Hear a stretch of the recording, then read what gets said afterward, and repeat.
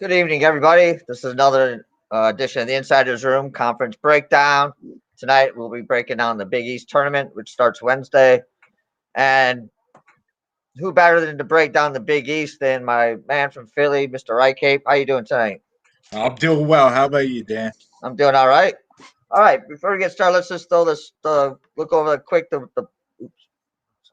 bracket for uh, for the game.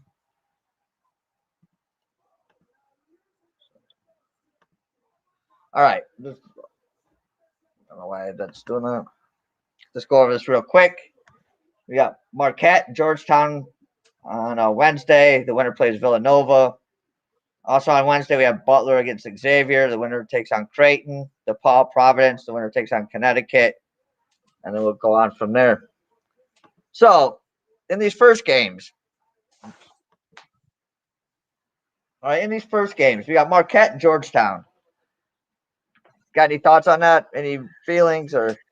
Uh, I mean, any of these teams in the first round, I don't think they get past the second round. All right. I don't see much upsets happening. The Big East wasn't really a strong conference this season, but the better teams are much better than the lower teams. Okay. All right. And saying that, all right, let's just move. Let's move on to the good teams, or what were good teams. Yeah. What's your take on Villanova coming into this tournament? I mean, they're number one seed, but they've lost Gillespie. Don't know if Brown's playing. I mean, they're really banged up, and that seems to be the once Gillespie went down, seems like their offense just went in the tank. Yeah, Colin Gillespie was their lead scorer. He did a lot for the team. He's a senior. Justin Moore, we don't know if he's going to be able to play either. He's third top scorer on the team. So injuries are a problem. But they've had problems for about the last four games. Their last four conference games, they lost two out of three to Butler and Providence, which both are pretty bad losses. So I expect Jay Wright to have the team ready to play. They're a slow tempo team. They're good defense, but I think their matchups are going to be a problem. If they have to see St. John's, they might be in some trouble. Yeah, I mean, I was high on Villanova earlier in the year. You know, did go through that COVID break, and yeah, and then the loss of Gillespie, and like you said, I don't know if Moore's playing. Yeah, I mean, I like the team when all the parts were there and running smoothly. But yeah, I don't know. I think they could, as you said, if they faced St. John's or I mean, even if they face Marquette, can get hot from outside. I mean, they just beat North Carolina by 20 just a couple weeks ago. I mean, they're a up and down team. Also, as you said, you've already mentioned St. John, so you look for them to get past Seton Hall. I do. They just played on Saturday. St. John's got the win. But same thing at the end of the season, they've had trouble. They lost three of the last four.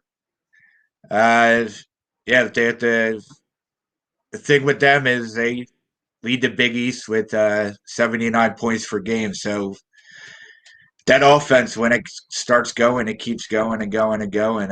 Julian Champagny is one of the top players, and he could just go off when he wants to go off. He averages 19 points a game, 7 rebounds, and he could do more than that if he needs to.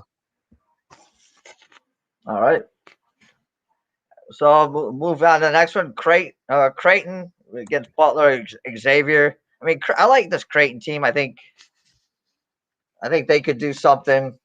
If as long as their coach, the coach is back now, as I guess as long as he keeps his mouth shut, and you know, Well, they are betting favorites now, Creighton, the number 2 seed. Same thing. They're very offensive team. They shoot well. They shoot well from 3 points. They have a lot of scores. Uh, they beat Villanova earlier in the season. The next time They played them, they lost it. But when they played Villanova, they shot 59% from the floor, 46% from three. So they were shooting lights out all over the place. And if they do that again this tournament, I don't see them getting beat. Yeah, the second Villanova game. I think I was on Villanova. The guy I listened to on a Detroit radio station. He was all over Villanova because I think that was the game right after the plantation comment. Yes, it was. Yeah, It was that Saturday. that was his angle. That was his angle. It's like how can you bet on Creighton? Like they're really going to come out and play for the coach after that. So They played for him on Saturday. what was that? They played well on Saturday. Yeah, because he didn't coach. He wasn't there. That makes sense. Yeah, I think he was suspended. An assistant took over for that game, but they reinstated him. Well, they didn't suspend him. He was on a leave or something, and Yeah, maybe the team suspended him. they reinstated him today actually, so he will Yeah. be back for this game. Yeah, Yeah, well, I I don't heard know how that's going to affect them, but yeah, I assume that they want to win this tournament. The thing with Villanova and Creighton is, I guess their seeding matters because they're both in the top 25. So, I mean, you want that 3 seed in the tournament or you want the 5 seed in the tournament, the 4 seed? all right, yeah, yeah. I think I I don't know. I was listening to something. People I don't know if Villanova doesn't win this tournament, they could see them dropping a couple seeds down to like a 5 seed, especially with the injuries. Well, I mean, yeah, Uh then they could have some bad matchups. Like if they have to face a team like Liberty, they're going to have trouble with them. And they've in recent years they've had early exits from the big tournament. yeah, exactly. I mean, they've disappointed a lot of their fans, just like Michigan State's had some early exits in the tournament. So I mean, I know how that feels. And Connecticut. I mean, they've been sort of somewhat on a roll lately. Yeah, since they came back from COVID, this team's been really good. They're the best defensive team in the Big East. They're undefeated since losing to Villanova. They only played Villanova once this season. Uh, everybody likes UConn.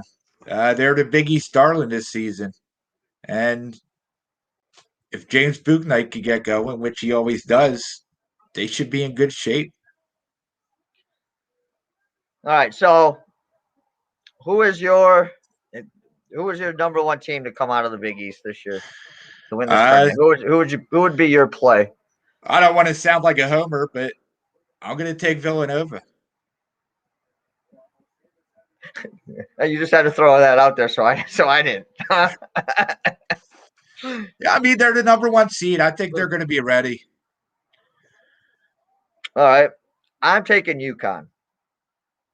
UConn's, I like the way they're playing. They're playing really well, and I would be on Villanova. I just think though I think Gillespie and if Moore doesn't play, I think that's going to just be too much for them. yeah, the And injuries could bite them in the ass, especially and Villanova is a team who starts really, really slow. And if they get too far behind, they're going to have trouble coming back. We saw that on Saturday. right, and and I don't know what's Moore's injury. Is it an ankle? Yeah. Yeah. So and like I said, and we won't know until probably game time Thursday. But it could be the same as what they're talking about in Iowa with the Weiss camp and maybe Michigan with Brooks is they know they're in the tournament. They're in the tournament. There'll be Just let them, there'll at least just be let them get healthy. yeah. Why play them? Let them get healthy, and then I mean, 3 seed, 5 seed, it's not really going to make that big of a difference. So let them get healthy and have them come back at hopefully 100% in the tournament. I mean, it's not like they need to win out here. Yeah, they're in no matter what. Right. So I mean, yeah, that's always the kind of a thing. All right, if you were picking along like I'm not saying you have to pick a 10, 11 seed, but what would be like your long shot or your dark horse or your not your favorite to come out of here? I mean, I guess it would be St. John's. So I think they could roll through. I mean, if we're going long shot, Providence could get hot, but yeah, I think it's one of the top 4 teams. Yeah, I think to be honest, I think this is a pretty chalky uh, conference tournament Yeah, here. it really is. I guess if I was gonna pick one, I'm just throwing the one out there is just to throw something out there. I would only because with Villanova's injuries, and if they can get hot, I'll take Marquette. There you go.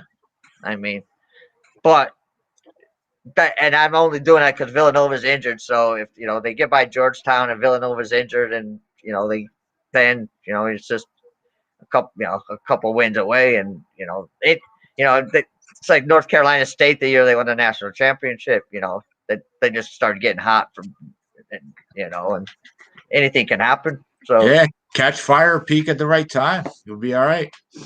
Doesn't look like that's what UConn's doing. As long as that doesn't happen with Duke, I'll be all right. Yeah, I'm with you. I'm open. Well, actually, this might be. It's probably the first time since the conference tournament started that Duke's actually playing on the first day. Yeah, it's been a while. Yeah, I mean, please, God, if there is a God, please don't let Duke win the ACC. All right, so there we go. We got the Big East broken down. Right, Cape, as could be expected, is playing the homer card once again, taking Villanova.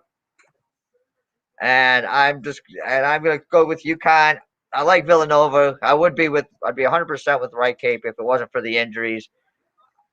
And I don't know I don't know even if they'll play the guys that are play more. So I'm just going to stay off of Villanova, and I'm going to take UConn and ride the hot horse right now and see what happens. Well, maybe we'll see Villanova and UConn in the finals. Yeah, then I might be on Villanova. Depending on the line. All right. Well, thanks a lot, Ricky. And for people, tomorrow is AL Central. AL Central, and then right after that, we'll have Legion of Picks on. We're going to break down the Big 12 and the Pac-12 for you. So if you're into early baseball, tune in for that. If you're into the Big 12 and Pac-12 breakdowns, that'll be coming following that show. And as always, Sunday at noon, we have Ray Cape on for the NASCAR report, and we get his picks on that day's NASCAR race. And there's a lot of opportunities around here to make some money. Fridays, AM Plus Money does his football plays. I think he does on Wednesday also. So check that out if you're into football, or as us Americans call it, soccer. And for that, and Right Cape, I got you on for next week. I haven't given you a region yet, but be on next week. We'll break down a region before the tournament starts. Oh yeah, and sounds good. All right, and on that note, this edition of the Insiders Room, we'll call it a day. And good luck, everybody, and good luck with your picks. And hope everybody makes some money and build up that bankroll for the big dance. And we'll see you next time. We're out. Cash some tickets. Cash some tickets. We're out.